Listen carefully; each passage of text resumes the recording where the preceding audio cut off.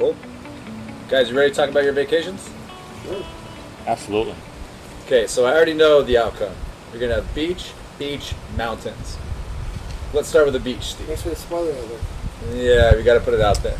I prefer to go last because I'll tell you, I have a little twist to mine. I have a little twist on mine too, so I was hoping to take that. Well, mine's twistier. All right, good. That's good. So let's set Mine the is super stage. twisted. So I'll start with it. Okay, so my favorite vacation I've ever had, right? And this goes, yeah, I'm leaning on group vacations, right? So it's not to say, like, my favorite real vacations are probably those that I take with Kim, right? My better half, fiance, soon to be married. But, when we take our own vacations, right, like, of course, those are some of my favorite vacations I've ever had. What I want to talk about today is group vacations, which have been some of the greatest times. Like, we've done an annual trip every year for the past several years where we bring friends from the East Coast, friends on the West Coast, bring them all together. At one point, none of them knew each other. Now they're friends and they visit each other, right? So we took a trip, I think it was like 5 years ago, almost 6 years ago actually, where we went to the Bahamas. We did a 3-day cruise, left out of Miami, a day in Coco Cay, a day in Nassau, right? And we basically, I think we had 12, 14 people on that cruise with us. At least. Right? Royal Caribbean. And I mean, honestly, like the stop in Coco Cay, right? We showed up on this cruise. We started off with fat tips for the bartenders. They knew who we were. They knew our entire group. Anybody from our group shows up because we gave nice tips right off the bat, right? They anteed up an extra finger for their pour and their drinks. You get to Coco Cay, which is owned by Royal Caribbean. All the bartenders get off the cruise ship, right? And they stack all the bars. So we get to the first bar, walking onto this beach. They loaded us up with a couple buckets, right? A couple shots apiece, right off the bat. Then we go sit on the beach, and there's something to be said for an ocean where you can walk out, it's quarter, half mile, and you're still only knee to waist deep in crystal clear water, right? Where you can see everything. I think Andy had a GoPro. We're sitting there with it under the water, filming like a reef shark and a stingray. You can't beat that. But not to mention all of the scenery and all the views. Like, we come from California, right? A beach is not new to us, right? We love the beach. We're there all the time. I love mountain vacations too. I'm going to say this: if you're out there with stingrays, those things took Steve Irwin, the guy that wrestled alligators and took down snakes. So if you're going to be out there with the stingray, man, my hat's off to you, because that's a little bold. Oh, you have to be there, though. These stingrays were very, very tame. They didn't want any part of you, but they just kind of went by their own business. And same with the shark as well. Just like what you said, Chad, I happened to be with Chad at that very vacation, and that was one of my favorite experiences as well. But I concur, the whole scenery, after being around beaches here in Southern California, when you're at all about beaches and scenery, you know that it's a great experience. But absolutely, tip the hosts, tip the folks, host, tip your concierge. Absolutely, they take care of you. Yeah, 100%, guys. But coming from California, our water's cold. The beaches are beautiful, but the water's cold. You can't see through it. We got great waves. It's fantastic. Yeah, out there was no waves, so I barely consider it a beach. It's more like a really nice pool with sand from my perspective. But honestly, it's been one of my favorite vacations of all time. I haven't, to be fair, I get a lot of people telling me, including my better half, saying we need to do the Maldives. So I know that's a fantastic. Everybody, I've heard zero negative comments. So Baja, Mexico, another great, fantastic place to go. But I think honestly, what stuck with me in Bahamas was the group trip, all of our friends, being dubbed the Wolf Pack on the cruise ship because they were having so much fun with us. Even the crew having fun with us, other guests having fun with us, playing games. And the other piece is what I love about cruises, guys, right? Dinner's there, all inclusive. You're not worried about running out of drinks, right? Everything's on the ship. You have activities, you have a casino, you have a pool. All of our friends are right there. And you hop on the ship and you go to the next port, right? Nothing to think about, right? So I think it would be a different story if I was somewhere like the Mediterranean where I'd want to have dinner in every single location, right? So I'm not saying cruises are the best vacations, but that is, at least to date, my favorite vacation. They set up some wonderful vacations, for sure. Not to mention, nobody has to worry about a designated driver. That's correct. The crew and the captain are your DD. Absolutely. As long as they don't run into an iceberg, guys, we're good. Just don't go overboard. All right, guys. Your vacation, Paul. My vacation. So I live in California. I live 20 minutes from the beach. Obviously, I love the beach. my wife, if she was here, it'd be the beach all day. So I spend a lot of time there, especially during the summer. But my choice, where I find serenity, is in the mountains. So in terms of vacation spot, being my family, I have a lot of family in Vancouver, Canada. I've traveled there extensively.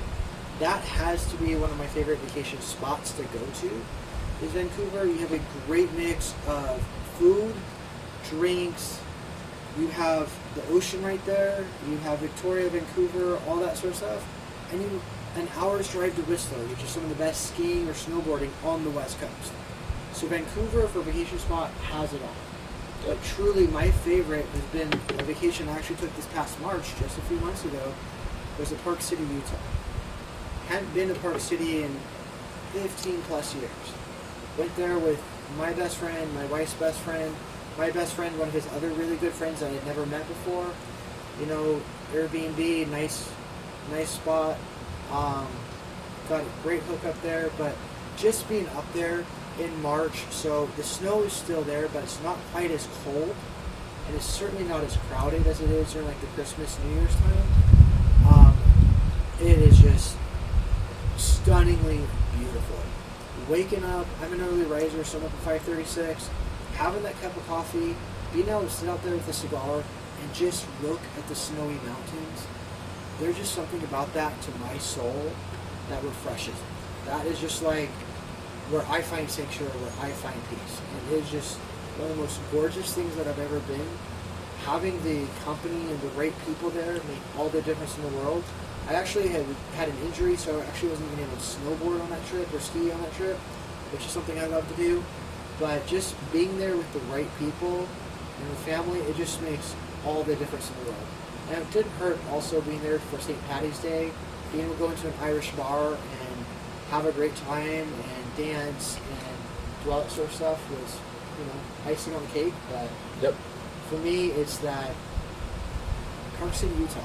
Aspen would be another go-to list. Again, I haven't been there in about 10 years, but Park City, Utah for me, that's where my money's at for my favorite and best vacation. So as much as I talk about, right, loving the beach vacations, right, you know, hearing about Paul talking about the mountains, let me share, like, just I love the mountain vacations too. Just not quite as much as the beaches, but one of the recent ones we did, right, we did Big Bear. Shout out to our buddy Mish and his aunt and uncle who have a place up in Big Bear, right near Bear Lake. We had, I think, another like plus or minus 20 people. 20 people. Right, but what's awesome about it, right, is you get up in the morning. We had Michelada bar going around, Mimosa bar going around for everybody. You have some people take off to go snowboarding. Other people just want to hang out around the cabin, right? All day hanging out, having cocktails, drinking, conversation. All night sitting out on the porch, right, having cigars and drinks and conversation. Don't forget about the UFC fight. There was a UFC fight for that trip too. That was actually sweet. So we had that put up on the TV, and 20 people just sitting there rooting, cheering, like fantastic vacation all around. Just a good example of, you know, the beachgoers that love the beach vacations.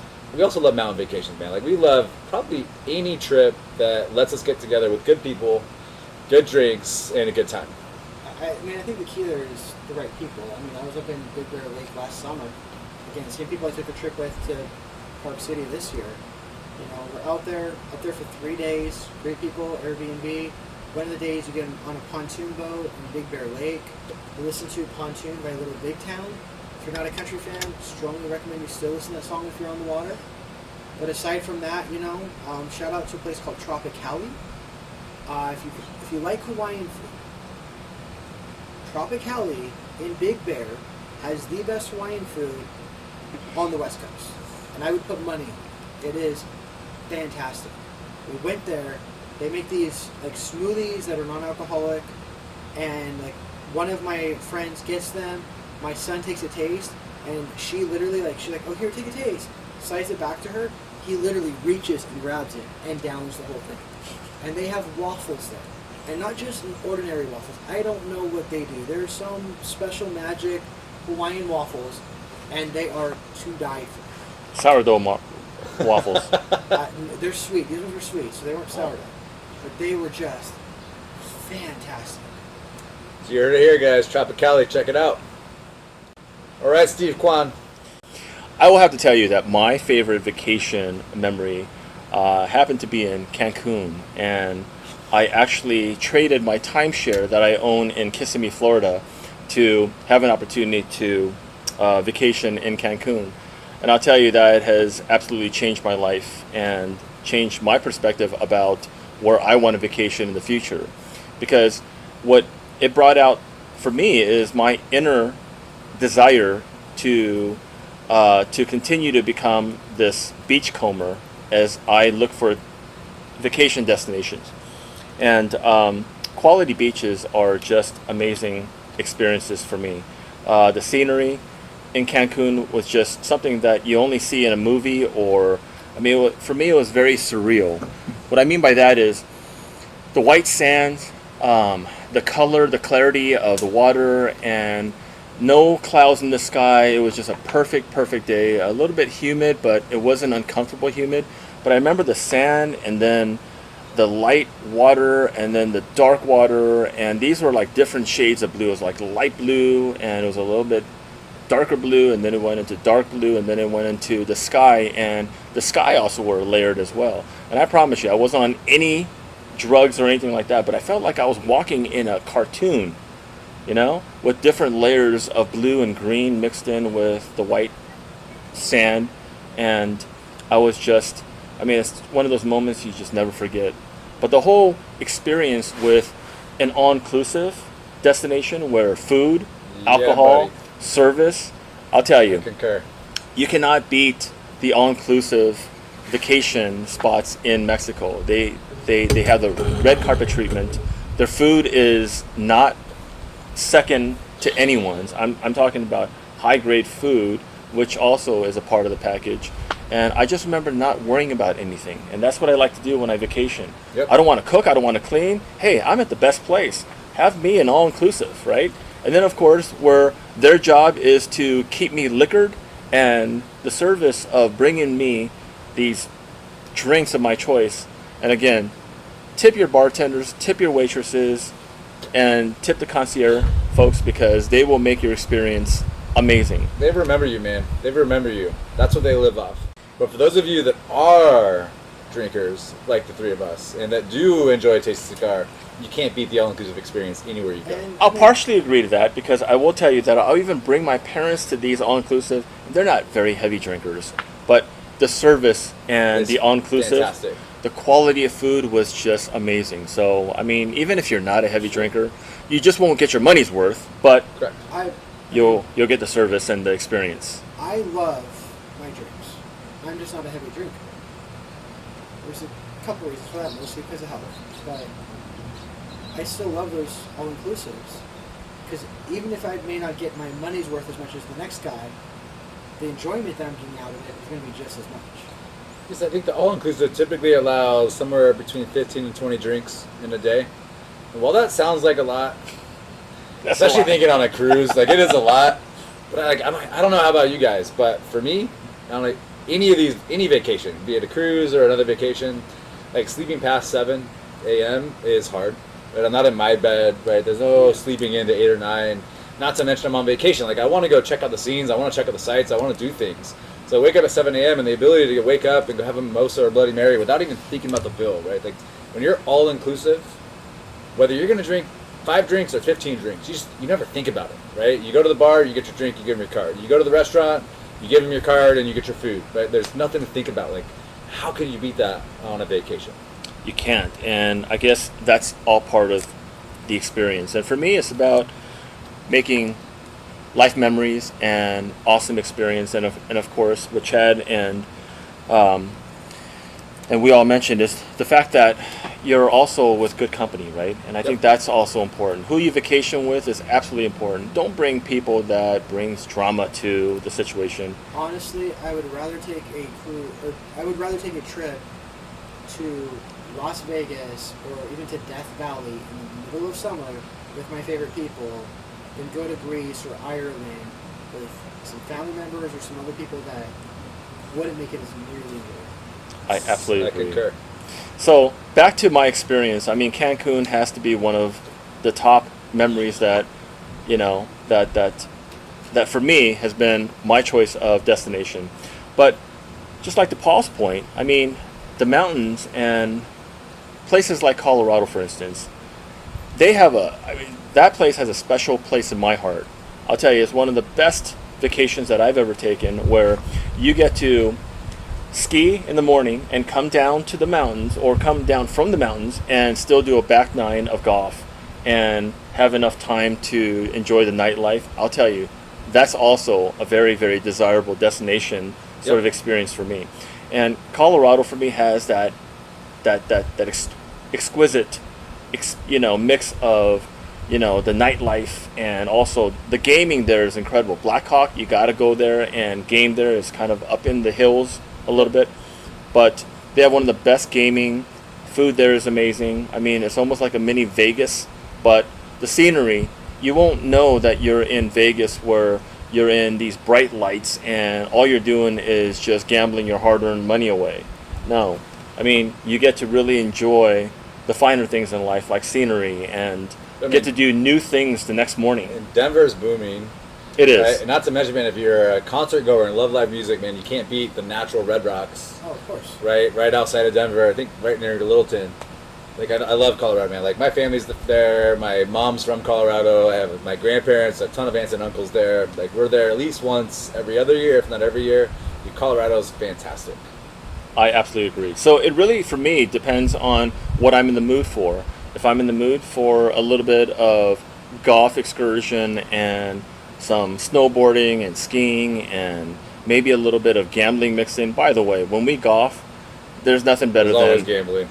There's nothing better than putting a little wager on things that really don't matter, but yeah, I mean, half the time it works out to like $3 or $4, $5. That's not true. This guy has taken $100 from me. $100. And I'm the worst golfer, by the way. No, that's my title here. Yeah, as we were teeing up on one of them, we did a practice round before we did the tournament that you guys saw the clips in there. And on the back nine, it was my first time golfing in 3-4 years. I was not hitting well. I had one nice drive, and I know, Steve, that was not your best drive of the day there. And so my favorite comment was when I said, Steve, I suck, so what's your excuse? He did say that. He did say that. Yeah. That actually got me to play a little bit better, because he was right. What was my excuse? And Steve's given me plenty of jabs back, which have helped me golf, and that was really important the day of the tournament. He jabbed me a few times when I was not hitting so well, and I certainly hit better the next couple holes. So what's the next vacation you want to go on? Next vacation? Disney cruise. Ooh. I will tell you that I've heard nothing but great things about Disney cruises, and I'm a big cruiser, and the reviews that I've heard and read and people that have gone on a Disney cruise is something that I've enjoyed listening to so much that I had to put on my bucket list. So I think my next vacation that I'm going to do with my family, and my daughter is 10, perfect age for, also a Disney cruise experience. They are on the expensive side, probably the most expensive among all cruise lines, but yet it's something that it's a must do for my next vacation. So coming out of the pandemic, I think that's something that I'm going to be looking forward to. How about you? Okay, so next one, I'll be on Jamaica. That's for a wedding. You friends, you know who it is. That's fantastic. I cannot wait to spend a week in Jamaica. Like, it's not a short trip, man. We're going there for a wedding, but if you're going to be in Jamaica, you might as well be in Jamaica. Right, so again, it'll be all inclusive, another fantastic beach vacation. I cannot wait for that to actually happen coming this December in 2021. For me, we're discussing right now, it's either going to be Hawaii next year. He's going to the beach. Check it out. Haven't been there yet. Traitor. Life is involved, so like I said. Or the other one may be a Disney cruise, but a little bit different. There's a Disney cruise that starts in Vancouver, Canada, and it ends in San Diego. And so I have no less than about 40 cousins and second cousins in Vancouver, in the greater part of Vancouver area. So thinking about going up there, spending some days up there, and then taking the cruise home.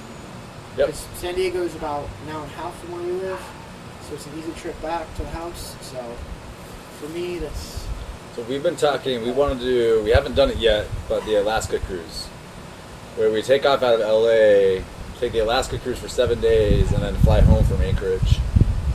I've had lots of friends and family that have done it. They all swear by it. Just the idea of having to wear a parka while on my cruise has me a little iffy on it, but... So that's what we're debating. Do you take the Alaska cruise in the summer months when it's nice, and you get to Alaska and get to experience almost 24 hours of daylight? Oh yeah. Or do you take the Alaska cruise in the winter when it gets cold all of a sudden?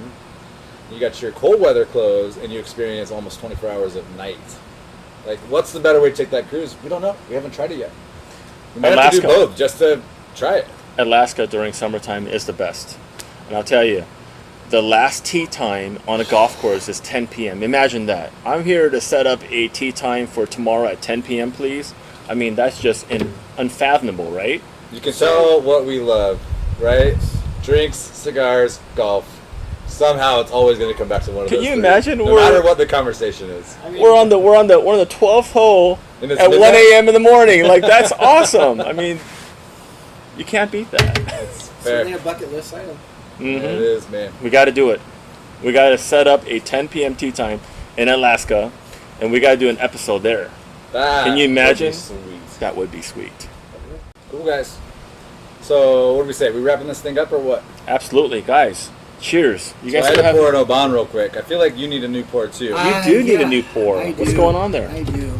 I had to rinse out my glass so I could switch over from Macallan to Oban. I feel like this guy's drinking Oban. I want to try it. Although I have a brand new bottle sitting in my house already. It's one of the most fantastic scotches too. Nice little... One of the big things as we close this thing out, we've talked a lot about scotch, we've talked a lot about whiskeys, right? But this series, right, this show is not just going to showcase scotches and whiskeys and cigars, right? You saw the golf clip with rum. We're going to showcase tequila. We'll showcase, honestly, a ton of different drinks, including wine, including beers. It's basically any type of tasty beverage, some of them even being non-alcoholic, right? 'Cause it's not all about just drinking booze and alcohol and getting a buzz. There will be some things that you guys haven't even thought about pairing yet, I promise. Right, and the idea is to talk about the things that we enjoy that all surround great conversation across the board. Not to mention, we're also big foodies as well. One of the episodes, we're going to be cooking a steak. And one of the research that we just did recently involves scotch and steaks. And they pair very, very well. Wine and steak, too. That's Wine actually, I think, cigars. going to be our next episode, guys. Yep. That is. And there's a barbecue right there. And I'm going to grill nice T-bone steaks. Wait, porterhouse? That's it. Whatever you think is good, man. I like ribeye. Depends on the pouring. What's the Bone in wine? ribeye. What's the Bone in wine you ribeye. want to bring? Oh, Camus. Camus. There we go. You already know. So Don't right get me now, started on wine. You're gonna see it when we close this thing out. Subscribe now, where we're gonna do food instead of travel. We'll have some steaks we can pair with. We'll talk about some fantastic wine, another fantastic cocktail, and we'll also always talk about cigars. I mean, we're gonna feature In and Out. We're gonna feature steaks, like a lot of different stories about why we like different foods, how we like different foods, and ways we like to pair and train ourselves to eat and drink and celebrate. It's all about the experience, guys. Absolutely. Cheers, guys. Cheers. Salud. Prost. Until next time, guys, thank you so much.